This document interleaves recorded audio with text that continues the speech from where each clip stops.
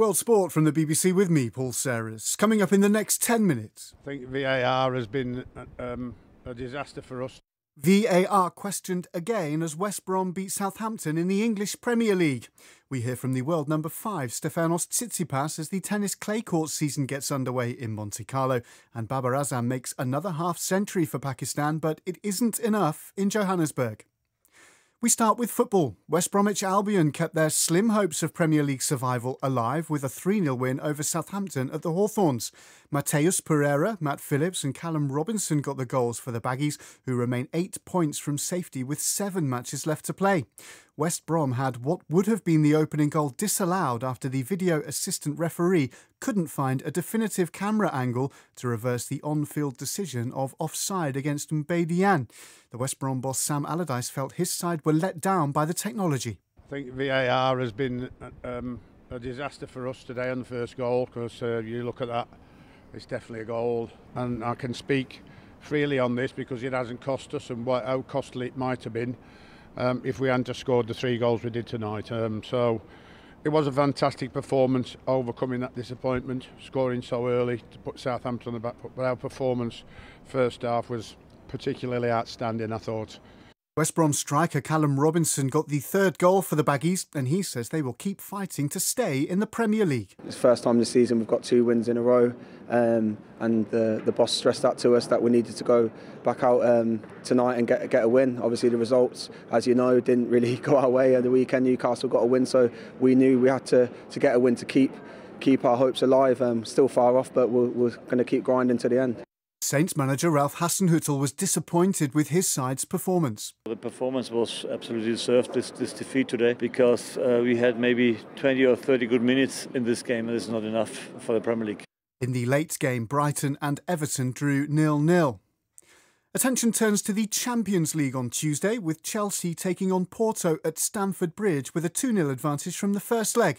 So does their manager Thomas Tuchel believe the Champions League is their best chance at a trophy this season?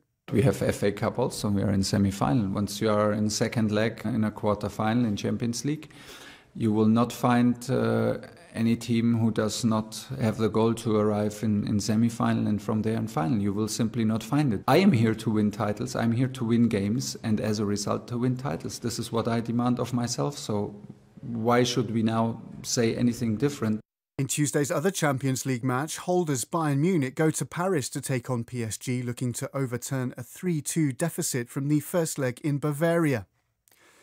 And still with the English Premier League, Tottenham are to determine the most effective action moving forward after Son Heung-min suffered abhorrent racist abuse on social media.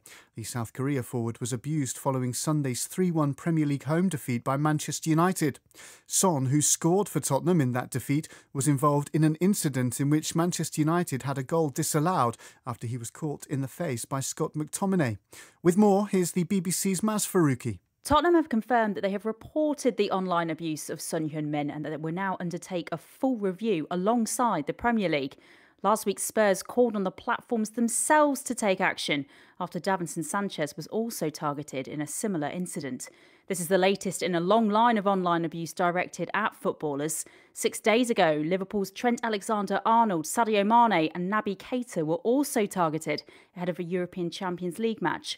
On Friday, a number of Premier League managers called for the game as one to boycott all social media in response. Several British clubs in other leagues in the UK have already chosen to do so. Twitter says it's committed to tackling online hate and that they look forward to continuing these discussions and developing solutions with our partners in football. In Germany, Bayer Leverkusen's hopes of making the top 4 took another blow as they were held to a 0-0 draw away at Hoffenheim. Sassuolo were 1-0 winners away at struggling Benevento in Italy's Serie A, while in La Liga, 4th place Sevilla twice came from behind to beat Celta Vigo 4-3. Argentinian international midfielder Papu Gomez with the winner 15 minutes from time. Tennis, the world number 5, Stefanos Tsitsipas, has described the COVID-19 pandemic as psychologically excruciating. Tsitsipas, who reached the semi-finals of the Australian Open in February, was speaking ahead of the Monte Carlo Masters, where he'll face Russia's Aslan Karatsev in the opening match. As he prepares for the European clay court season, Tsitsipas said he found coping with the restrictions of the pandemic much more difficult than he had anticipated. It has been difficult to kind of grasp, and it has affected me in certain ways. I think being away from the normal everyday life that I was used on living, and being kept away from human interactions and ease of traveling made it very difficult. And in the very beginning, I did think it is going to be easy, relatively easy, and I wouldn't suffer as much, but it ended up being difficult and psychologically excruciating. Turin and Innsbruck will join Madrid as co-hosts of this year's Davis Cup finals from the 25th of November. Last year's finals were postponed because of the coronavirus pandemic, and the same 18 nations will contest this year's event. The first woman to win the Grand National has told the BBC that she believes there are equal opportunities for male and female jockeys. Rachel Blackmore's victory at Aintree on Saturday came 44 years after Charlotte Brew became the first woman to take part in the famous steeplechase, when at least one leading trainer said it wasn't a race for women.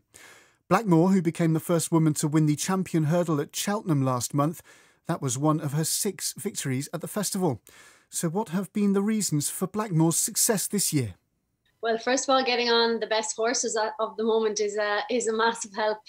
So, you know, to be involved with stables like Henry de Bromhead, like it's a massive thing. You know, it doesn't matter how good you are as a jockey if you don't have the ammunition to go with it. You know, I'm so fortunate, and like how Cheltenham worked out as well. You know, things just fell into place, and yeah, I just feel extremely lucky to be associated with the yards I am. I guess now you've been leading jockey at the Cheltenham Festival. You've now won the Grand National. What is your next goal? It's crazy to even say the two of those things in the same sentence. Yeah, look, we're just taking every day as it comes now at the moment, trying to just process everything that's after happening. So yeah, we'll take it one day at a time. But I mean, there are still things for you to achieve. You know, a Gold Cup, and you're so close to that champion jockey title. Is that something that you really strive for and will drive you forwards to one day be champion jockey?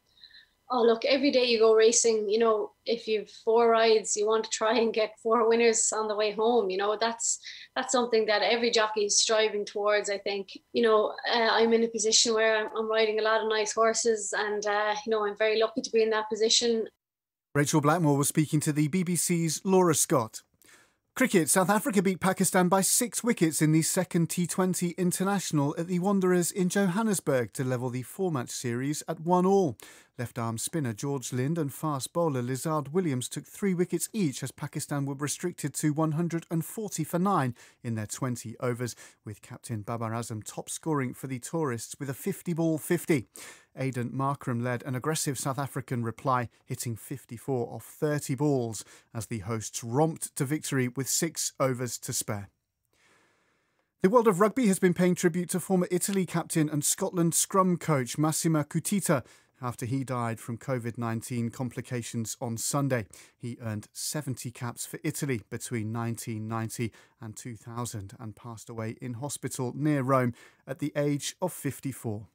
A reminder of the main stories: West Brom win in the English Premier League. That's it for now. From the latest from World Sport from the BBC.